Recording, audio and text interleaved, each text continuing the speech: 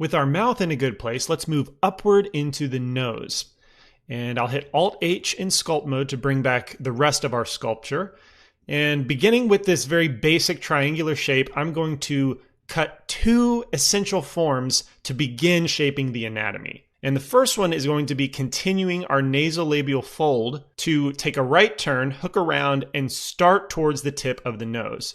So with my draw sharp brush, I'm going to hold Control and start making that hook down.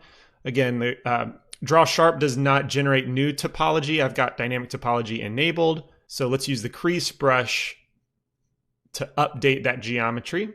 And then I'll go back to draw sharp. Kind of an annoying thing. Hopefully draw sharp will affect the geometry one day soon.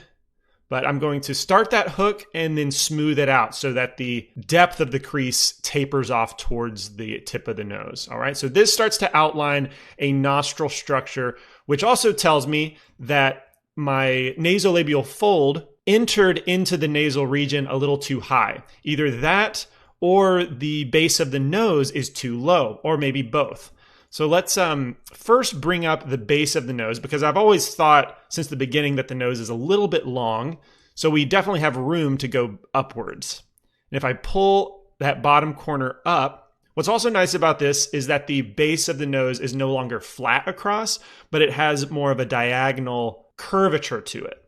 And this also shrinks the height of the nostril, but I'll still pull down the nasolabial fold connection a little bit as well.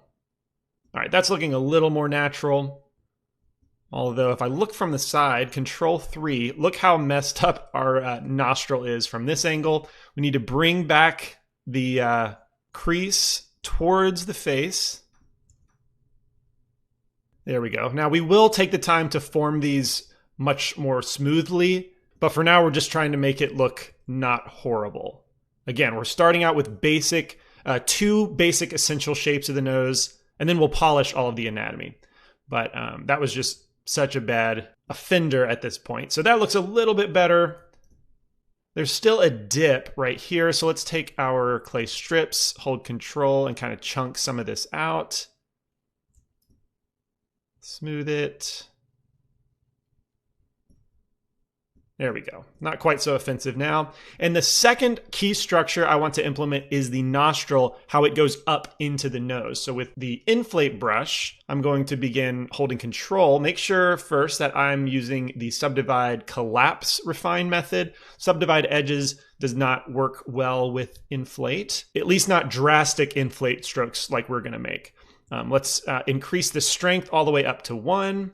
Hold Control, and I'm going to start pushing up these capsule shapes. All right, we're not going for a perfect circle, but it's elongated in between the tip of the nose and the corner of the nostril. All right, so kind of an angled capsule shape, and we're just going to push it straight up into the nose. We're going to make a lot of firm strokes here so that we push it up significantly. We can switch to wireframe by holding Z and moving our mouse to the left, and you can see that they're poking upward along the column direction of the nose, right? So we don't want them too far to the left or too far to the right, but as straight up into the nostril as we can manage. And in addition to pushing straight up, I'll also push a little bit outward as well. So let's just navigate around the whole nostril opening and push it out a little bit. The result, if we go to wireframe, should be just like this. So let me turn my overlays on.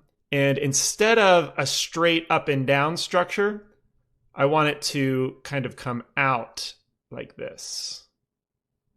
Because I want it to leave a rim right along the nostril opening. Okay, so we're off to a pretty good start. Turn off our overlays once again. And then just smooth out the shape. There's a little bit of a bump here. So move it back with the grab brush. Smooth out the nostril opening. And yeah, this is a good start. Now, those are the two key features. And often I see a lot of new sculptors leave it at this. But this is a pretty far cry from realistic anatomy, especially this concentric loop around the nostril. So at this point, let's take a look at our anatomical model. to better understand nasal anatomy. Now, you'll notice from the last time you saw this that we have nasal cartilage involved. The first version of this asset did not include nasal anatomy, so let's just turn off everything but the skeletal layer so we can see the brand new, to me, nasal cartilage. Specifically, the major alar cartilage here plays a major effect on what the opening of the nostril looks like. So if I bring back the skin layer, you'll notice that unlike our current sculpture, which is a concentric loop like this, that's not what's actually happening in nasal anatomy. We actually have more of a spiral starting out from the columella, circling around, and then going inside. And that going inside, this shape right here, is very important for looking realistic, but was also something that was confusing to me for a long time. And the reason for that spiral is due to the major alar cartilage, because it's separated into two lobes, so to speak. The lateral crus is the upper part, and then the medial crus is down here at the bottom. And this medial crus actually splits apart because the septal cartilage in the middle kind of splits it. So instead of coming straight down like this, it actually pokes out this direction. And that poking out is what causes that shape at the skin level. So that's the next thing I want to address in the sculpture, creating this spiral nostril opening. And the first step of that will be to flatten out this bottom here with a clay strips brush, and I'm going to hold Control and cut this in. All right, so I'm essentially flattening this shape out. All right, and from here, we'll keep the clay strips brush, and we've already got the shape started from the columella circling around, but I want to bring it out right on the inside of the nostril. Then make it connect to the exterior of the rim. All right, so I'm going to build the structure up first, and then we'll move it around for more precise proportioning. But that structure is very important. Let's smooth it out. It's also important to keep an indentation here between the columella and the medial crus of the cartilage. There we go. So from here, I'll use the grab brush to kind of bring this shape out. And this is a feature that's either more or less pronounced on the person, but it should be involved in the structure to some degree. Let's smooth this out a bit. And then smooth into the nostril. There we go. That's a good start. Now, the actual corner of the nostril needs to be pulled back significantly. And it's probably time to better form the backside crease. So I'll do that with my Draw Sharp brush, hold Control, cut this in. This is another example of where I want to cut it in definitively, and I can always smooth it back out as much as I need. Now, I'm not going to continue this crease into the columella. I'm going to cut it off towards the bottom of the nostril. Remember, we flattened that out, and I want to maintain that. Let's use the pinch. Oh, I'm not using the right refine method, so let's switch to subdivide edges. Let's try pinching that again. And once I have it defined, I can hold Shift and start smoothing things out. Also, the inflate brush here is going to be nice to really tighten those creases. And so I can tighten it a lot and then smooth it out after the fact. I actually love this technique if you haven't picked up on that already. But I love inflating creases and then smoothing them out. It's really the only way I can consistently form a nice tight crease. So along those lines, let's continue this shape into the nasolabial fold. We've kind of lost the definition along the way, which is very common in this corner of the nose where the nostril connects to the cheek. But you also want this to be very smooth. So this little indentation right here really ruins the shape. So I want to make sure that that's smooth from the side angle. Nice swooping curve. Also from the front. All right, so we flattened out. That's not what we want. We want it to be rounded. All right, and all of these little lumps in the nostril especially hinder the final result. So I want to take a moment to just smooth this stuff out. Try and get rid of as many lumps as possible. It's going to be very difficult to get rid of all of them with dynamic topology. That just comes with this particular method, but we can get pretty close. And on some people, this crease is really, really sharp, but on other people, the alar crease is smoothed out a bit. I'm just going to smooth it slightly. All right, make sure it has a nice, consistent curve all the way around like this. And that's looking much better. One of the more difficult things to maintain in the nostril is a really smooth rim. It's very easy with dynamic topology for it to result in a bumpiness. But approaching it with an inflate brush, keeping the rim a proper thickness. There we go. That's looking better. Okay. So we've refined the nostril pretty well, and which I think is the hardest part of the nose. And now we can continue upwards into easier structures to form. Let's jump back to our anatomical model. Let's hide the skin. And the way I like to approach this is kind of memorizing the cartilage structure. And we're going to be drawing indentations that reflect where the cartilages meet. So we're talking about this edge here at the major alar, also where that one connects with the lateral septal, and then also the front of the major alar between the two. And even though that's only two contours, I think of 1, 2, and 3. And then actually there is a fourth that I don't see defined quite so well in the muscle or cartilage structure, but right here, I find that this is a pretty important indentation to make as well, kind of running along the middle of the lateral septal cartilage. So let's see what that looks like in practice. I'm going to switch to my draw sharp brush. And the first one, let's just smooth this out, is going to be connecting the nasolabial fold and alar creases, holding control and lightly curving it back around toward the nostril. Okay? So some people have it defined a lot. Other people just have it loosely defined. But that kind of segments off the nostril from the tip of the nose and the bridge of the nose. Let's just inflate this. It's looking a little bit flat. Also doesn't help that the upper ridge of the nostril is so flat. There we go. But now that we've got that segmented off, I like to use the inflate brush to kind of plump up the tip of the nose into something of a ball shape. Again, some people have this more of a ball, some people have less of a ball, but for a generic nose, I'm going to go somewhere in the middle, just give it a light ball shape. And then from here, I can start to make that crease with the draw sharp brush, indentation in between the lateral septal cartilage and the major alar cartilage.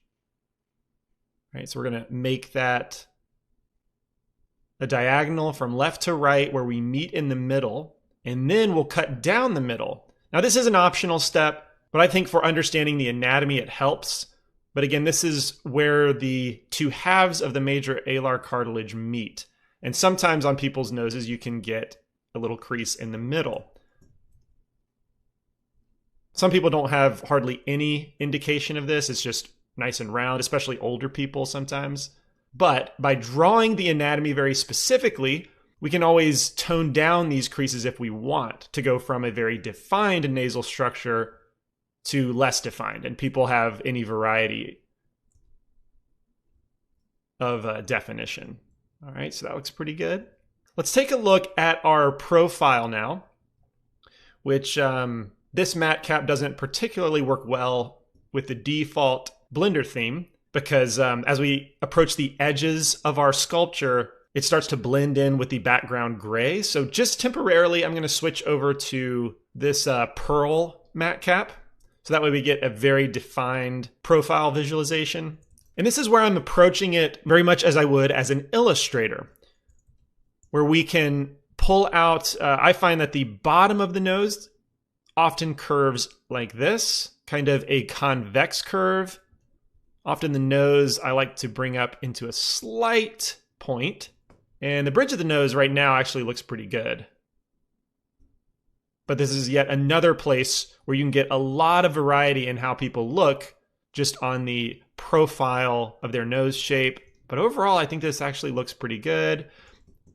As a side note, it kind of reveals that the ridge of my philtrum, I don't like that pointing out. If anything, that needs to be pointing inward, more convex than concave. So just quickly, I'm going to smooth that out, switch back to a more appropriate matte cap. Let's just inflate this, finalize our philtrum transition into the nose. That looks pretty good. Maybe the crease at the tip of the nose is a little too much. Columella is pretty smooth overall, good proportions. And then the last ridge that I mentioned, let's select our Draw Sharp brush.